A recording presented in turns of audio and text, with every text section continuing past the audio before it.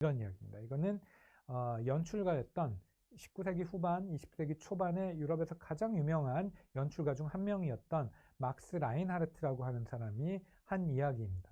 번역을 해보면 대충 이러합니다. 우리가 물려받은 작품들을 진정으로 소유하기 위해서 항상 다시 새롭게 획득한다는 것은 그 작품들을 우리 시대의 정신 속에서 새롭게 태어나게 한다는 것을 의미한다. 예, 이게 뭐 독일어 문장이 워낙에 복잡하기 때문에 지금 이걸 한국말로 옮기는 과정에서 뜻이 잘 전달될지가 모르겠어요. 그런데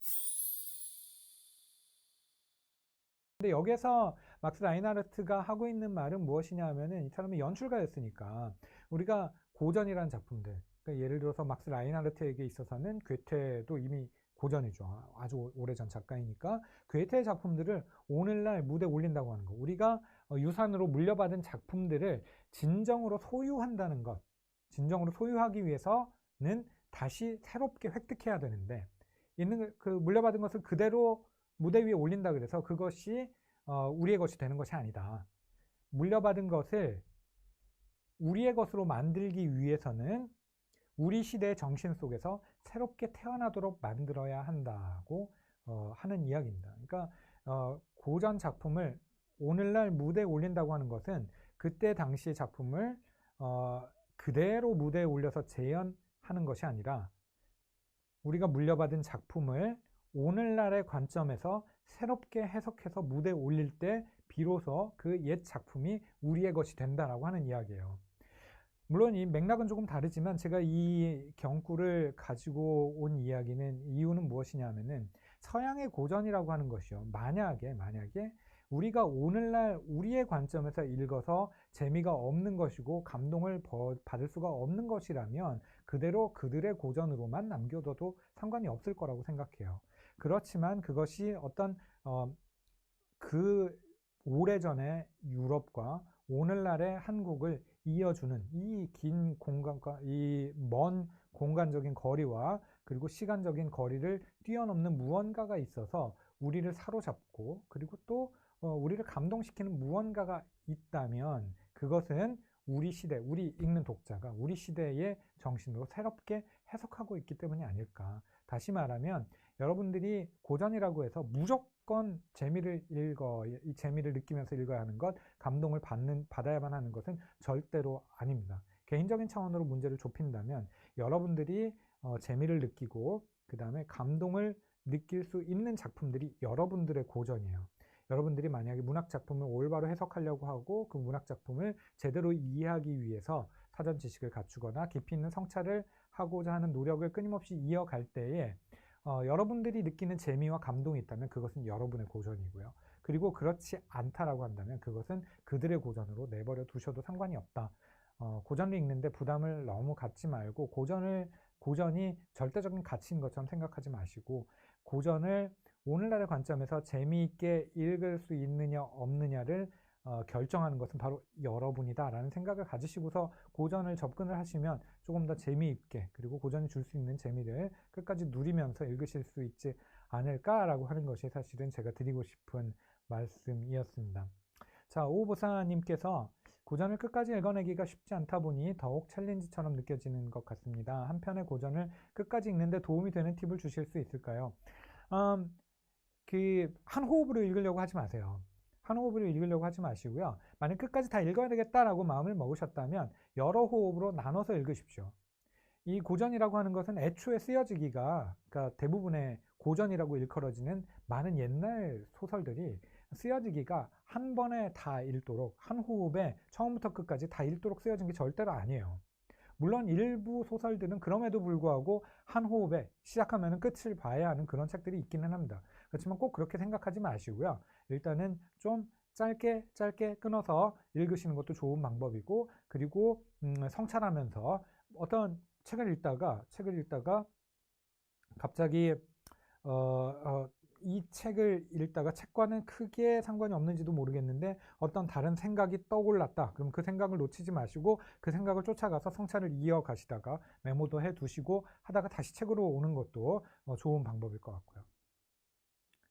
예, 경희님께서 시작하는 봄의 계절에 어울리는 고전책 추천을 제가 지금 사실 굉장히 난감한데 뭐냐면 갑자기 모든 작품과 작가의 이름이 떠오르지 않는 상황이 지속되고 있습니다. 그래서 책을 추천하는 게 매우 어려운 일이 되어버렸어요. 이거는 제가 다른 기회에 그 책을 좀 더 추천을 해드리도록 하겠습니다. 더더군다나 봄에 어울리는 고전이라니. 예. 봄은 보통 문학 연구하는 사람들에게 있어서는 뭔가 생명력의 계절이기도 하고 성적인 계절이기도 하기 때문에 뭔가 자꾸 그런 소설들만 떠오르는데 나중에 다른 기회에 추천을 해드리도록 할게요. 예, 죄송합니다. 또 지금 일단 시간은 다 되었는데 제가 준비 드린 말씀도 이야기가 다 되었고요. 그래서 혹시 질문이 있으시면 지금 마음껏 해주시면 제가 답을 드리도록 하겠습니다. 어떤 종류의 질문이든 상관없습니다. 예, 라이프 오브 파이님께서 강박증에서 벗어날 수 있을 것 같다고 말씀해 주셔서 너무 감사합니다. 예, 그게 저의 목적이기도 하고요. 제가 고전을 추천드리고 고전을 이렇게 읽어보자 라고 하는 것이 사실은 그런 목적이기도 합니다. 그래서 저 감사드리고요. 오늘 소개해드린 고전 작가들 중에서 가장 좋아하는 작가는 누구인지 말씀해 주실 수 있을까요? 이유도 궁금합니다. 그러니까 지난 시간에 그런 말씀 드렸었는데 제가 이 책에서 4명의 작가들 소개해드리고 있거든요. 헤르만 헤세와 그다음에 괴테와 그리고 호프만스탈과 카프카 4명의 작가들을 소개를 해드리고 있는데 이 4명의 작가를 특별히 택한 이유는 그러니까 제가 좋아하는 작가들이기 때문이에요. 일단 우선적으로는 사심이 가득 들어간 선택이었고 두 번째로는 제가 이 작가들을 소개를 하면서 이러한 방식의 읽기의 방식, 고전 읽기의 방식들을 설명하기에 딱 적합하다라고 생각되기 때문에 이제 4명의 작가들을 골랐는데 이 작가들 다 좋아합니다. 다 좋아하고요. 그리고 그 중에서 헤세는 최근 들어서는 오히려 그 다른 작가들에 비해서는 관심이 살짝 떨어진 그런 케이스고 오히려 이제 제가 어렸을 때 가장 좋아했었던 작가였고 젊은 시절을 저와 함께 했던 작가였고 그리고 가장 매혹적인 작가이기도 했죠. 예, 매혹적인 고전이라면 저에게는 헤르만 헤세였을 것 같습니다. 그리고 개인적으로 제 삶의 일부와도 같은 그런 작가이기도 하고요. 그 다음에 괴테 같은 경우는 조금은 나이 들어서 읽는 작가라는 생각이 조금 있기는 해서 아직까지도 조금 멀리 있는 작가이기도 하고요. 호프만스탈과 카프카가 이 4명의 작가 중에서는 제게는 최애 작가라고 말씀을 드릴 수 있을 것 같고요. 아까 말씀드렸던 슈니틀러라고 하는 작가, 그 다음에 국내 번역되지는 않았지만 카이절링이라고 하는 작가도 제가 굉장히 좋아하는 작가이기도 하고요. 제가 좋아하는 작가의 작품들만 모아서 한번 번역을 해볼까라는 생각을 해보고도 있고요. 예.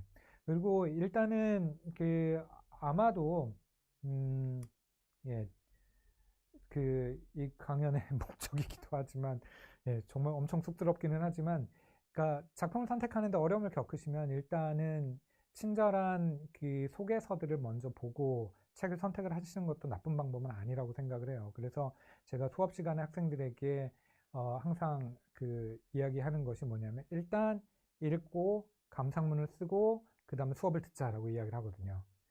그 이야기는 뭐냐면은 이게 제가 쓴 이 책을 먼저 읽고 그 다음에 데미안과 그 다음에 젊은 베르타의 고통과 672번째 밤의 동화와 카프카의 변신과 시골이설을 읽는 것도 좋은 방법이 될 거예요. 좋은 방법이 될 것이고 그다음에 거기서부터 출발해서 다른 작품들로 확장을 해 나가시는 것도 좋은 방법일 텐데 만약에 여러분들이 단순하게 제가 소개해드린 이 작품들을 이해하고 즐기는 것을 넘어서서 스스로 고전 작품을 찾고 해석해 나가고 그래서 다른 가이드 없이도 고전 작품을 읽는 연습을 하고 싶다라고 한다면 어쩌면 이런 방법도 좋을 거예요. 일단 제 수업 듣는 학생들과 마찬가지로 일단 처음에는 작품을 먼저 읽고요.